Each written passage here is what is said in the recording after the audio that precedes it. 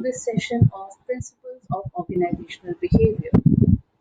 Students, by now you have an understanding about various aspects of individual and interpersonal behavior. We have studied about personality, perception, learning, values, transactional analysis, emotional intelligence, and various other dimensions of individual and interpersonal behavior. This last module is focused upon having an understanding about group behavior, conflicts, and organizational change. In this session, we will talk about the meaning and concept of groups, why people join groups, and types of group. So let us first understand the meaning of a group. Most of us have had or will have an opportunity to work in group or teams. Whenever we are assigned to a group or team to work on a project, many doubts begin to arise in our minds. Some of us may feel, is there any way I can get out of this project? And I don't want to coordinate and depend on other people for my work. And some of the people will think, wow, it's nice that I don't have to do all the work alone and I can be just free and let others do the task.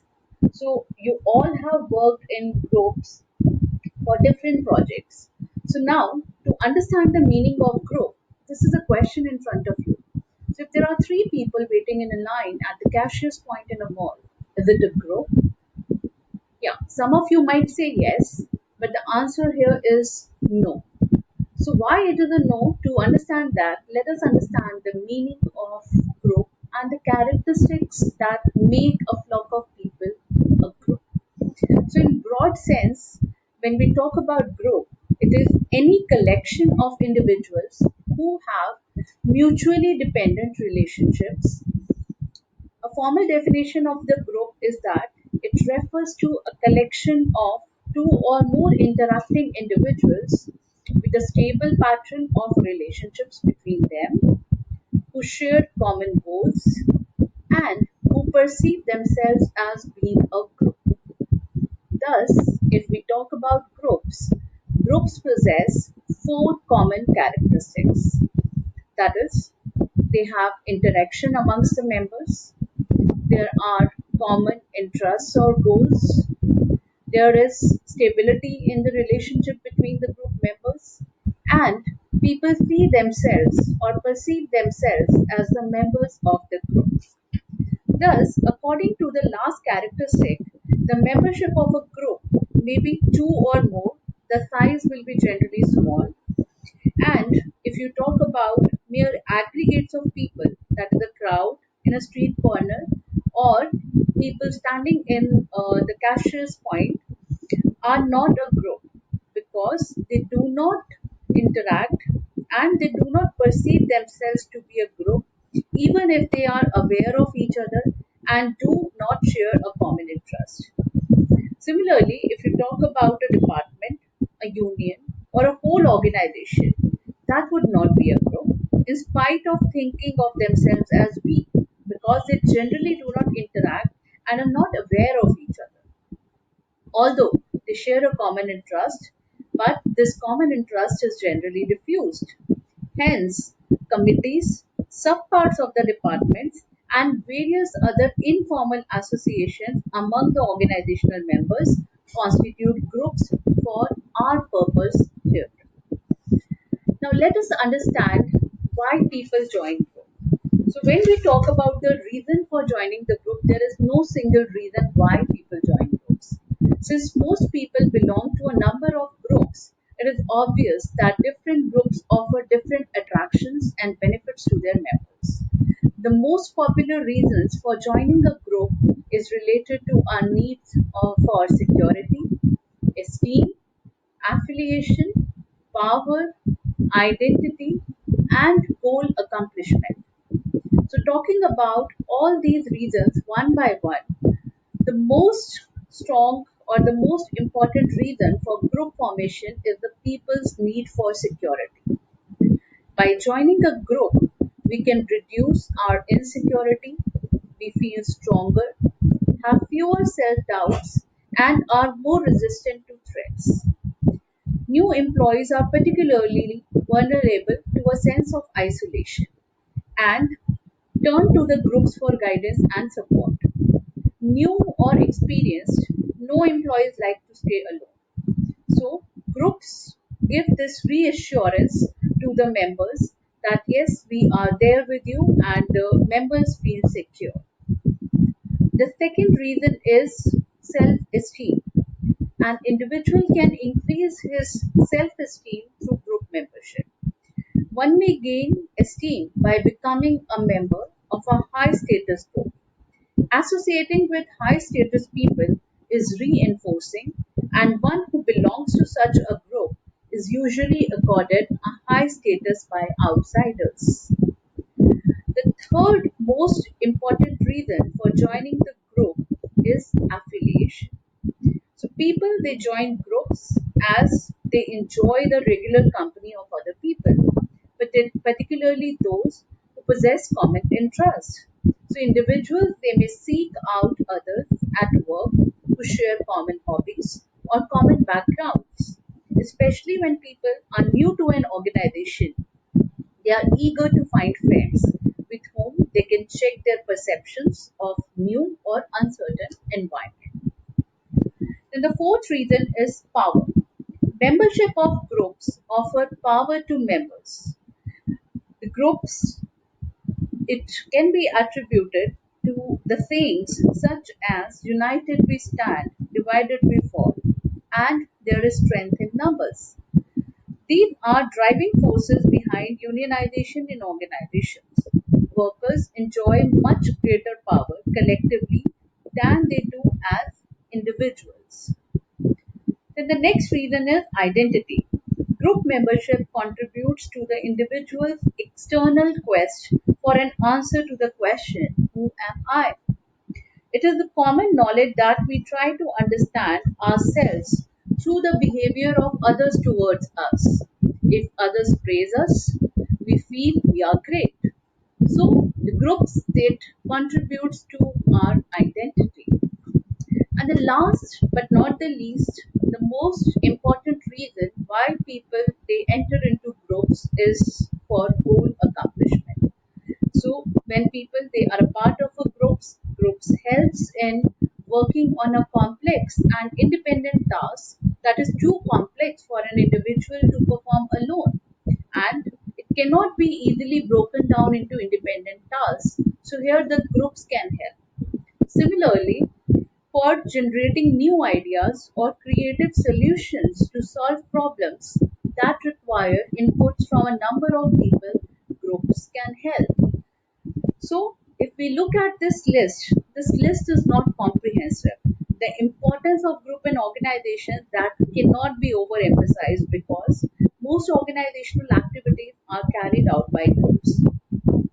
Since jobs in organizations are becoming more complex and interdependent, the use of groups in performing the task functions has become increasingly important. Now, coming to the last part of our today's session, let us understand about the types of groups. So, if we talk about types of groups, various sociologists and psychologists who study the social behavior of people in organizations identify several different types of groups. But broadly, we can classify the groups into two types, that is, formal groups and informal groups. So, first, talking about formal groups, a formal group is one that is deliberately created to perform a specific task, and the members of a formal group are appointed by the organization, but it may not always be the case. A number of people assigned to a specific task form a formal group. One example of such a group is a committee, and other example are the work units such as a small department, a research and development laboratory, a management team, or a small assembly line. A distinctive feature of formal groups is that a hierarchy of authority exists with specified member rules and regulations.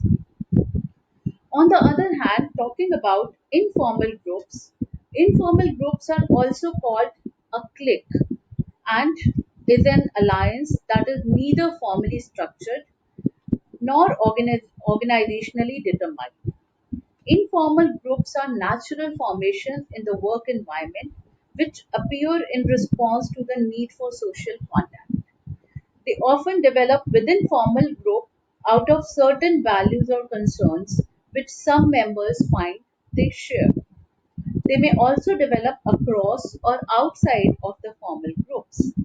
Whatever the way of formation, informal groups obviously do not possess formal structures, and the member roles are loosely defined based on member expectations and the needs of a group at any particular moment.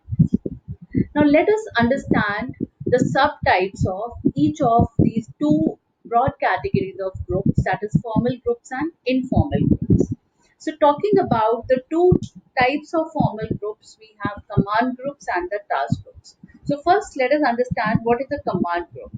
So, a command group, it is a relatively permanent group which is specified in the organizational structure, and it consists of a supervisor who exercises formal authority over the subordinates.